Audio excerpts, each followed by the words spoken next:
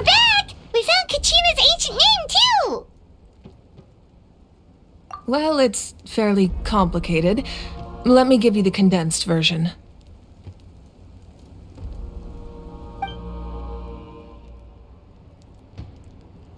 The Fatui again? We can't go anywhere without them causing trouble.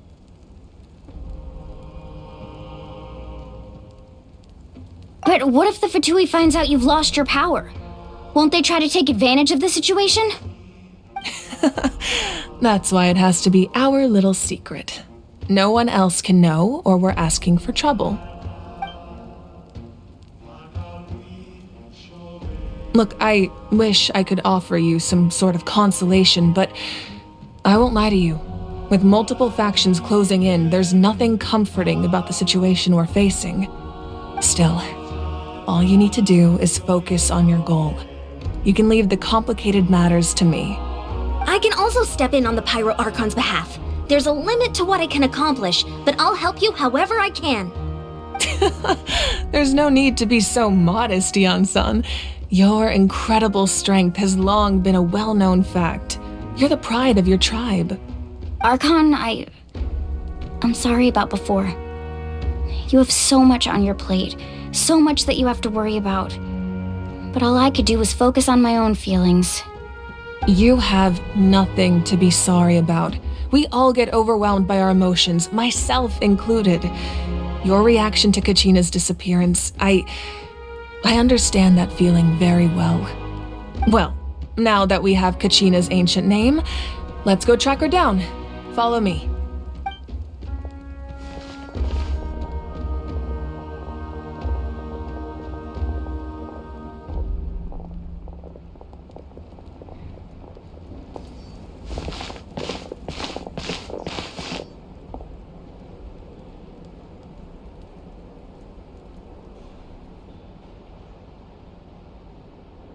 What is this place? Hey, isn't that Atea's talisman? Good eye. This is where I store all the various mementos I've collected. Whoa, I've never seen this place before. There's so many things in here. It looks like there are items from every tribe. Collecting them must have taken a lot of effort. I suppose you could think of it as a hobby of sorts. In Natlan, everyone grows up listening to the stories of heroes, and physical items do a far better job of preserving those stories than our own memory. Now, I still have some preparations to make for the ceremony, so feel free to take a look around in the meantime. If you're curious about an item, I'm more than willing to tell you about its origins. Alright, we'll have a look.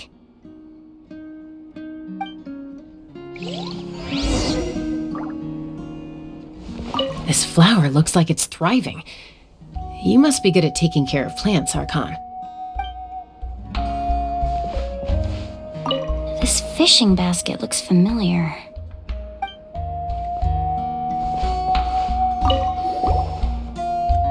Hey, there's a fishing rod here. It must have belonged to the people of the springs. That's right. It belongs to a legendary fisherman named Matavaru. I have his entire set of fishing equipment, actually. He and I met in a tavern. He told me about a particular kind of giant fish and his meticulous plan to catch it. In his eyes, I saw a hunger and a strong fighting spirit. To him, the sea was the battlefield upon which he staked his honor. So, did he do it? The next time I saw him, he was covered in scars. It turned out the fish he sought had been corroded by the abyss. He managed to kill the fish, but sustained a serious injury in the process, which meant he could never go deep-sea fishing again. Can a fisherman claim victory if he fails to bring back his catch? That's what he asked me in the end. Well, Paimon thinks he won. That was my answer as well. The experience was far more valuable than the prize itself. In the end, he didn't want his tools to go to waste, so he gave them to me. Wait, that means you also know how to fish. Maybe we can go head-to-head sometime.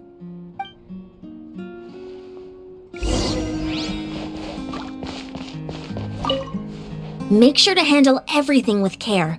This cup, for example, it's heavier than it looks.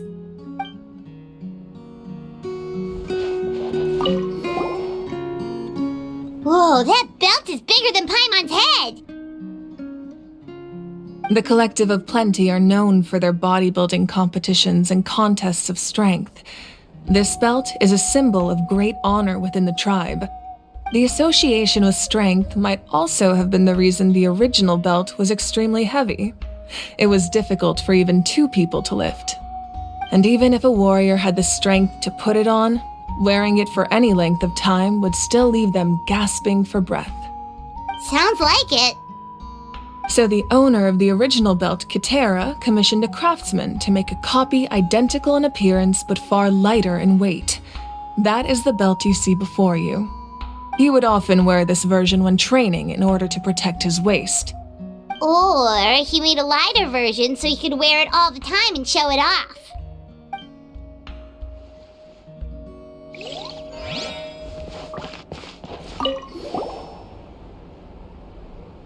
There are so many jars and potions around here.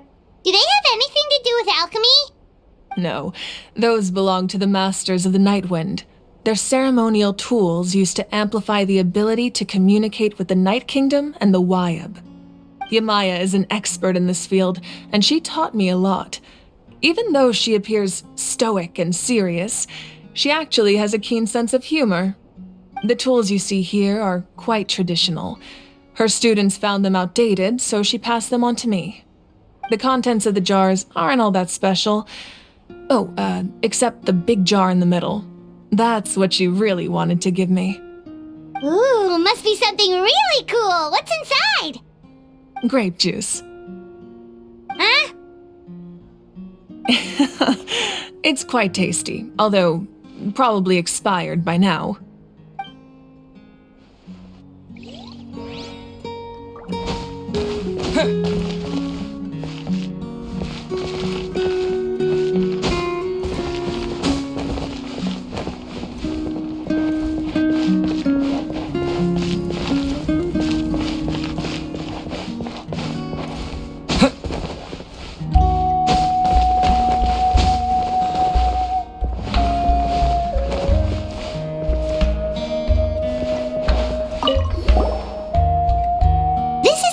Talisman. I'm sure you're familiar with this one already. Atea was rarely ever without it. The talisman brought her a lot of luck in battle.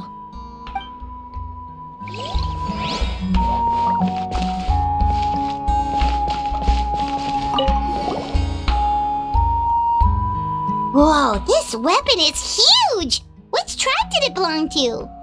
Ah, that weapon belonged to Tenoch, a hero from 500 years ago.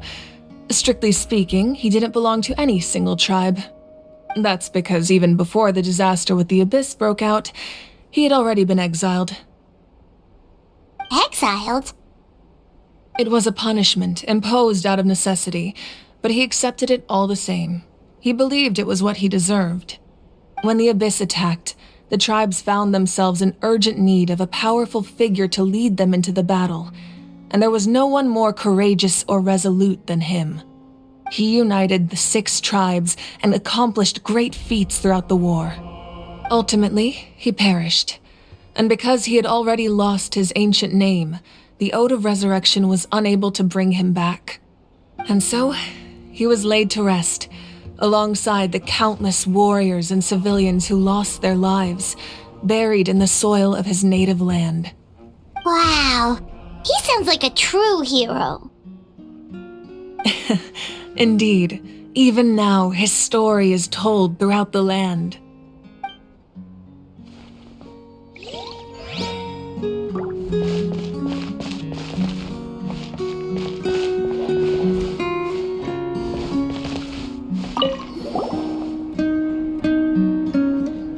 The powder still needs some time to settle, so let's wait a little longer.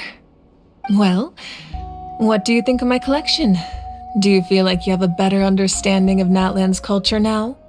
Yeah, if each item represents a different story, seems like Natlan's really been through a lot. Does every item hold a special memory, just like Atea's talisman? That's right. The items in my collection actually serve a similar purpose to the ancient names passed down among the tribes. They demonstrate the true shape of time. The shape of time? Most people perceive time as a linear concept, almost like a straight line that can only move forward. We cannot change the past or predict the future. But there's also a different theory, one that I believe to be closer to the truth. Namely, that the past, present, and future all exist at once. At once? Paimon's not sure she understands. Let's say your journey ended right now. Thinking back on your experience in each nation, which one would you say was the most important? Exactly. Even at the end of your journey, the things you experienced along the way don't cease to exist. They become part of who you are.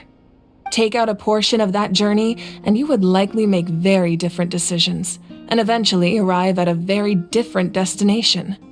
The future is the same way. It exists even though it has yet to come to pass. We just lack the means to perceive it. Of course, there are those with the power to foresee the future. They simply call it by a different name. Fate. You're quite familiar with that concept, I would imagine. That does kinda make sense. The future hasn't happened, but already exists. Humanity excels at living in the present, but too often we forget the past and neglect the future. While the pilgrimage and the Night Warden Wars lead us to a better future. Only by uniting the people of Natlan across countless eras can we fight back against an enemy as formidable as the Abyss. To come up with such a set of rules, the first Pyro Archon must have possessed a level of insight I can only imagine.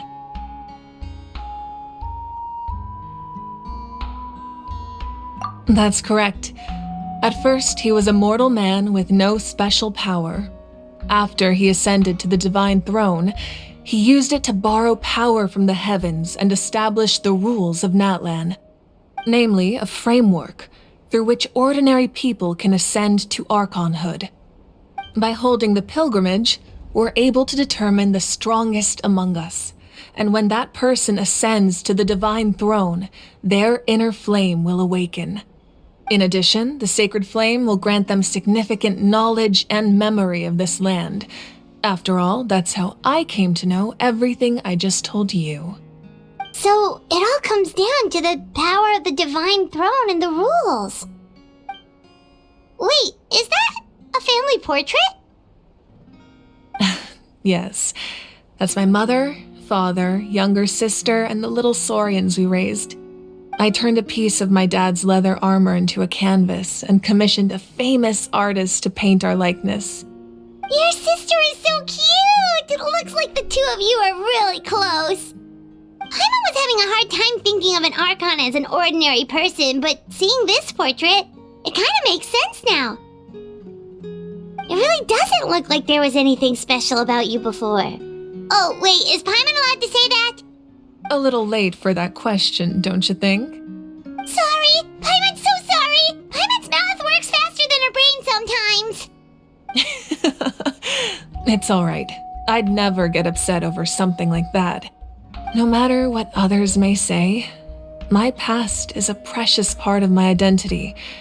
I'm forever proud of the life I used to lead. Becoming the Archon doesn't mean you sever ties with your family. The position just comes with a lot of responsibilities, so it impacts how often you get to see them.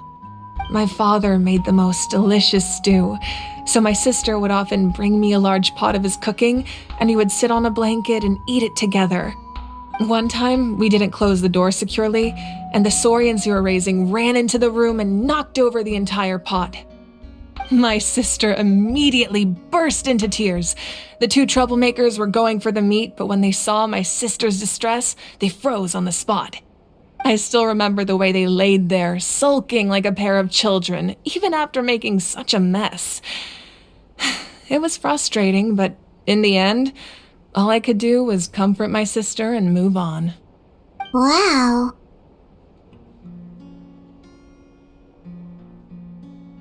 Isn't that what being a family is all about? I think about that story a lot, actually. As the Archon, I made a vow to defend this nation, and experiences like that, they remind me exactly what I'm trying to protect. Well, what happened after that? This portrait looks pretty old. Your sister must be all grown up by now, right? I believe she ended up working as an architect and artist. She built many houses and crafted many beautiful works of art. Anyway, that's enough about me. Now that the powder is settled, we can begin. Ian-san, Mulani, Chaska, over here, please. Place the ancient name up there, and then we'll begin.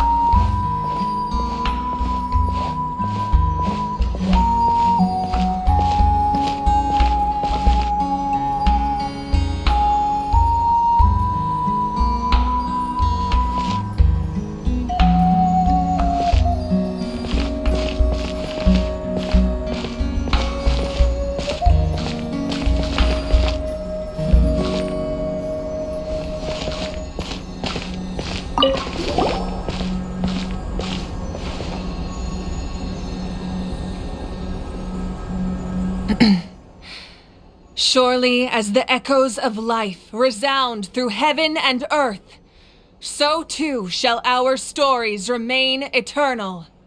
Ancient name, take us to your fated bearer. Allow her to answer our call.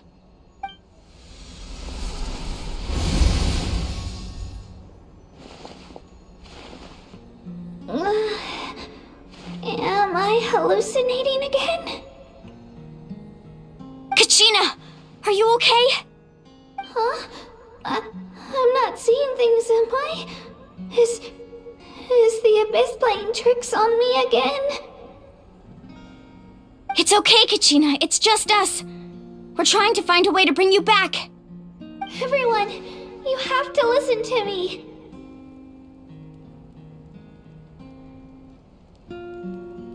I've been investigating the Night Kingdom this entire time, and I figured out what's wrong. The Wyab is being affected by the Abyss. I was waiting for the Wyab to send me back, but then this really strong monster came in and it almost killed me.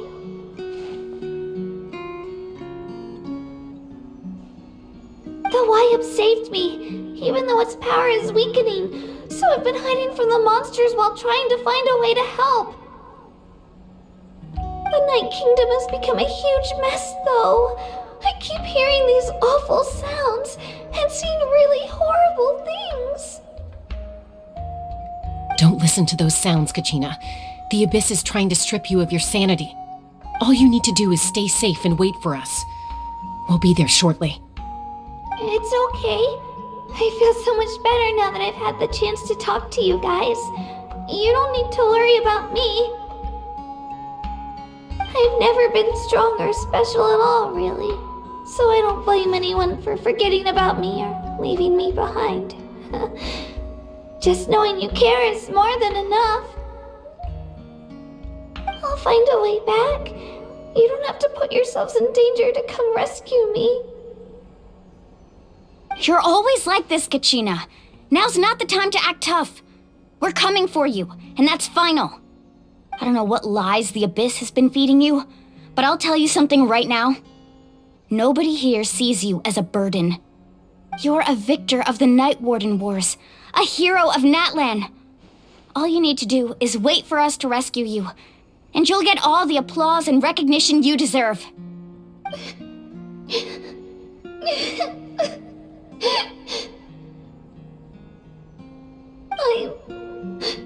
I'm really scared. Everything's so dark and creepy here. And I want to go home. Still, I don't want you to put yourselves in danger because of me. I don't want to hold anyone back ever again. All you need to do is place your trust in us, just like you always have. No one fights alone. We're not leaving you behind. Not ever. Yeah, we're so close. We can't call it quits now. Thank you. Be careful. Looks like we've lost contact. Now comes the most dangerous part. You have to traverse the Night Kingdom in your physical form. This entrance to the Night Kingdom was left behind after an abyssal invasion. Even a brief amount of time inside could expose you to corrosion. I know. I'm prepared for that possibility. All right, then I wish you all the best. I'll tell Koichi to be ready just in case. She's very experienced in dealing with abyssal corruption. That face you just made. Don't tell me you two got into another argument. No, I just feel bad for creating more work for her. I'll go with them too, Archon. The more people, the stronger the party. Thank you so much for your help, everyone. It really means a lot that you're willing to brave these dangers with me. And there's no time to lose, so let's get going. Now that I've lost my power, I won't be able to provide much practical support. But I can still keep an eye on the situation from here. Eon-san, I know it's unlikely, but if you encounter a situation you can't handle... That won't happen. I hope not.